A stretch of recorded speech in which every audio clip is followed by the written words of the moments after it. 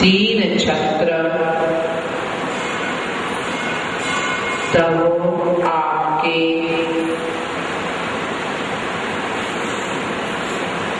त्रिजगतः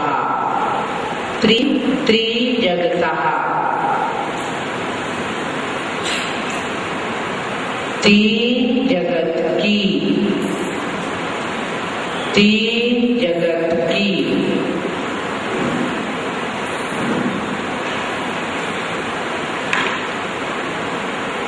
परमेश्वरत्वम परमेश्वरता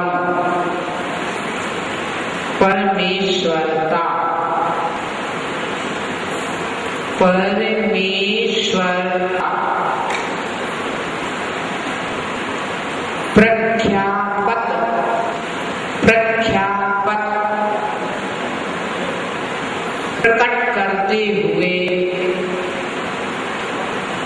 प्रकट करते हुए विभाति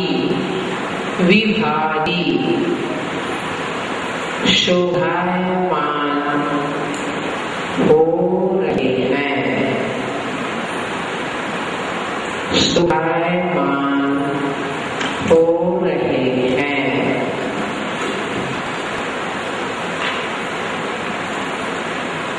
भगवान की वह छत्रत्रय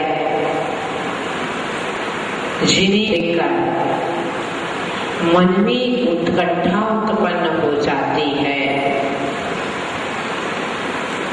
क्या तीन छत्र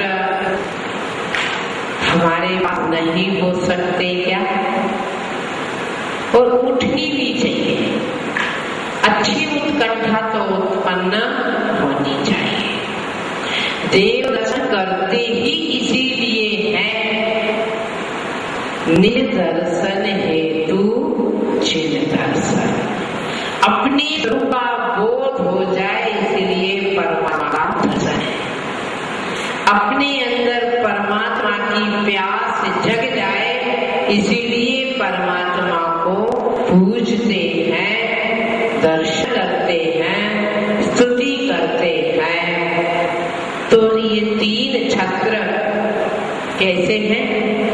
उच्चय, तब उच्चया के ऊपर लगे हुए हैं। इससे है कैसे है वो? चंद्रमा की कांति के समान। चंद्रमा की कांति की तुलना क्यों दे रहे हैं? क्योंकि चंद्रमा की कांति शीतल होती है, प्रिय लगती है। कभी आज तक ऐसा कोई आदमी सुना कि उसने कहा अपने रात में चंद्रमा सहन नहीं हो रही, कमरे के अंदर चले जाओ? नहीं आया ना सुनने। पर उसे बचने के लिए तो छाते का उपयोग लोग व्यवहार में करते हैं, परंतु चांद की चांदनी से बचने के लिए कोई उपकरण नया नजर आया क्या? नहीं। इससे सिद्ध होता है कि चंद्रमा की चांदनी मन को प्रिय लगने वाली है, शीतल देने वाली है, आंखों को क्या मनोहारी है। इसीलिए छत्र की कांति की तुलना की है तो चंद्रमा की कांति के साथ। एक बात आ रही है, मैंने आपको लिखाया है, स्थित भानुकर प्रताप, और जिसका अर्थ हमने सूर्य की किरणों के प्रताप को रोकने वाले लिखा है।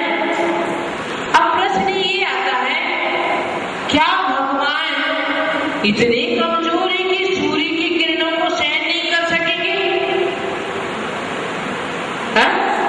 है ना चिंतनीय। ऐसे तो लग रहा है प्रताप को रोकने वाले मतलब छतरी जैसा उपयोग हुआ, परंतु सूर्य के प्रताप को रोकने का मतलब वो अपने आप में इतना चमकमय उसके प्रताप को यहाँ आने ही नहीं देता। ये मत समझे कि जैसे हम छतरी लगा लेते हैं और वैदिक संप्रदाय में उनके साधु वगैरह आते, उनको बहुमाने के लिए छतरी लगाते हैं। आप लोगों के शादी में दूल्हे लगाते, दुल्हन के ऊपर लगाते, तो बग्गी बैठाते तो छतरी लगी रहती।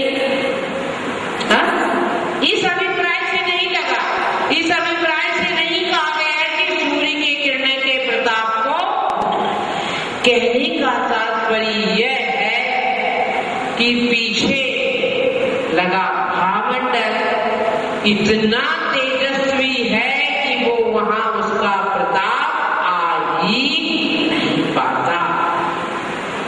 और उसके सौंदर्य का वर्णन करते हुए क्या कह रहे आचार्य भगवान कि मोतियों की झालर लगी है।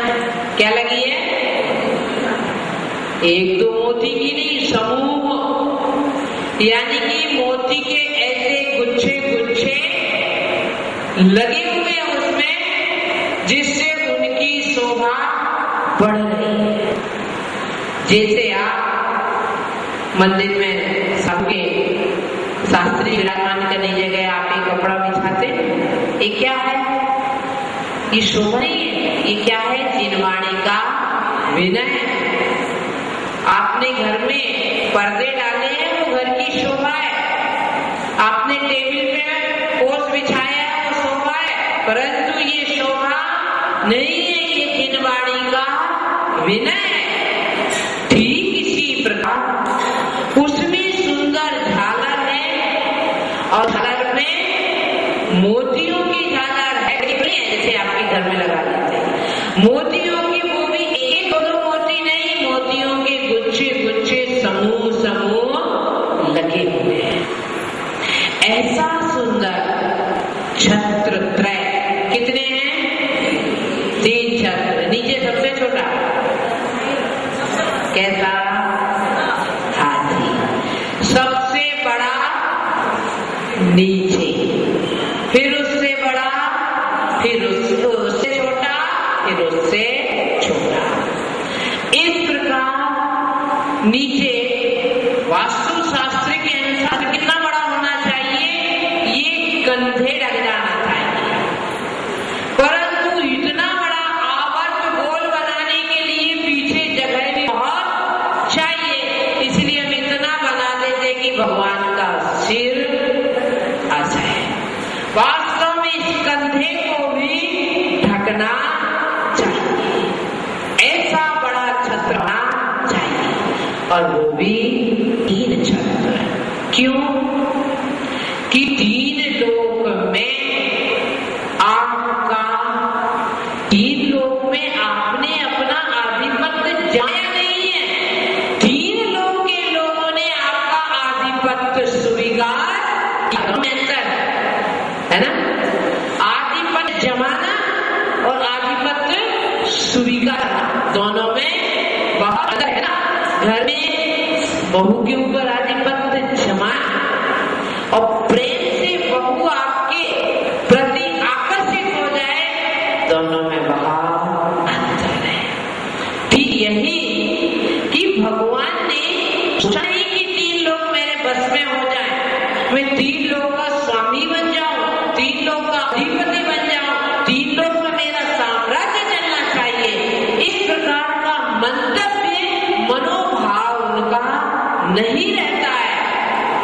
अभी उनके त्याग, तपस्या, ज्ञान के कारण लोग स्वयं उनके साम्राज्य के लिए तैयार हो जाते हैं, उन्हें अपना स्वामी रूप में स्वीकार करने को तैयार है, आतुर है कि कब जिस शासन के अनंत भगवान की शरण में जाए। बाई प्रेशर नहीं, बल्कि हार्टली अटैचमेंट के साथ स्वयं दौड़े दौड़े जाते हैं। तो भगवान ये जो 3 छत्र हैं, वह है आपकी इस बात का द्योतक है कि 3 लोग के जीव आपके सामने स्वीकार करते हैं और आपको 3 लोक का परमेश्वर स्वीकार करते हैं। पति परमेश्वर बन जाना बहुत सरल है ना माता जी? आजकल वो भी सरल नहीं है। पति बनने के लिए भी बहुत पापड़ बेलने पड़ रहे, लड़के मिलती नहीं है। पति परमेश्वर बनना सरल है, परंतु 3 लोग का परमेश्वर बन जाना बहुत कठिन है। लाहौर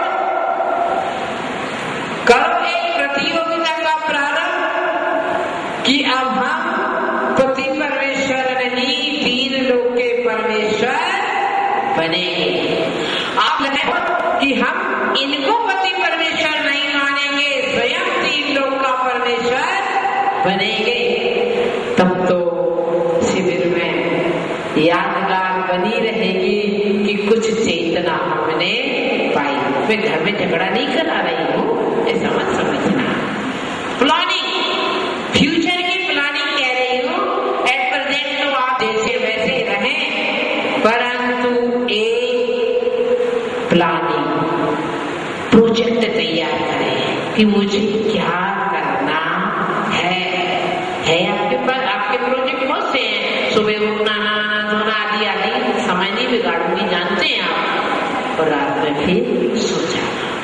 इसके भी क्या कोई एक क्षण ऐसा है जहां आध्यात्म की पिपासा के लिए संकल्प हो, उत्कंठा हो, विचार हो, है क्या? नहीं। बस इस शिविर का फल यही होगा कि 24 घंटे में से 24 सेकंड भी, क्योंकि जो सम्यक दर्शन होता है उस एक सेकंड से भी बहुत कम के लिए भी हो जाता है, इतना अल्पकाल होता है उसका। तो मैं तो आपको 24 सेकंड की बात कर रही हूँ कि 24 सेकंड में कम से कम एक बार याद करें को हम, मैं कौन हूँ। पड़ोसी कागज पकड़ के कहना मालूम नहीं मैं कौन हूँ, वो तो बहुत सारा है, परंतु स्वयं को समझाना को हम, मैं कौन हूँ, तो फिर आनंद जिंदगी में आ जाएगा। लिखिए बाबा,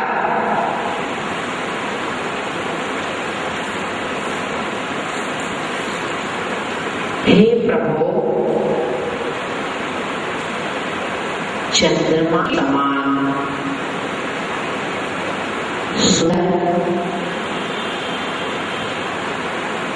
सूर्य के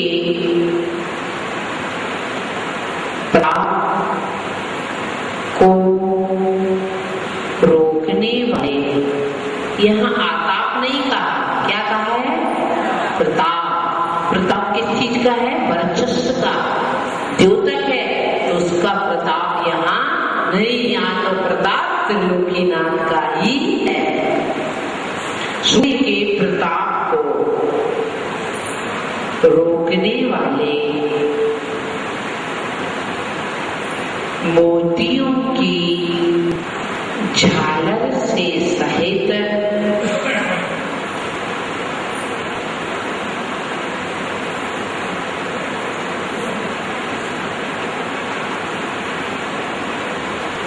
मोतियों की झालर से सहित बढ़ रही है शोभा जिसकी, बढ़ रही है शोभा जिसकी, ऐसे तीन छत्र आके मस्तक पर शोभायमान होते हुए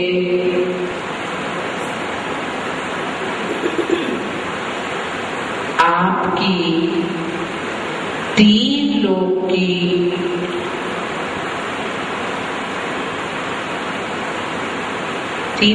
नहीं, तीन लोक के,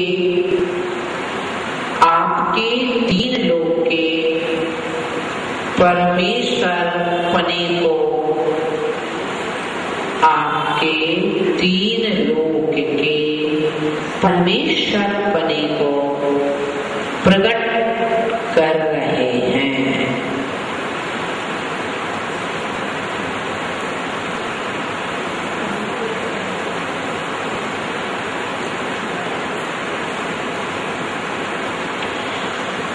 लिखें रुचि ओम ह्रीं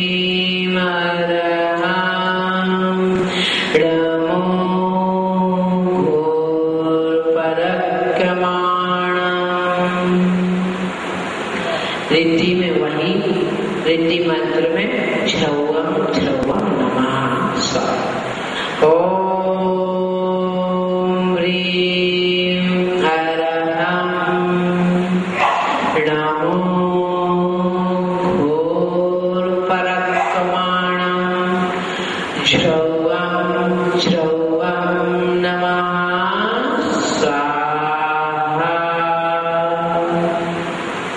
अर्थ लिखें। ऐसे ऋषि जो घोर गुण पराक्रम में श्रेष्ठ हैं, ऐसे ऋषि जो घोर गुण पराक्रम में श्रेष्ठ हैं, उन्हें मेरा नमन हो, उन्हें मेरा नमन हो।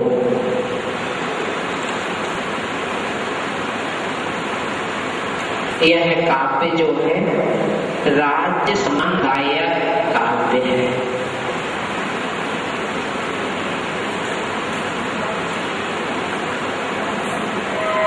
राज्य सम्मानदायक है।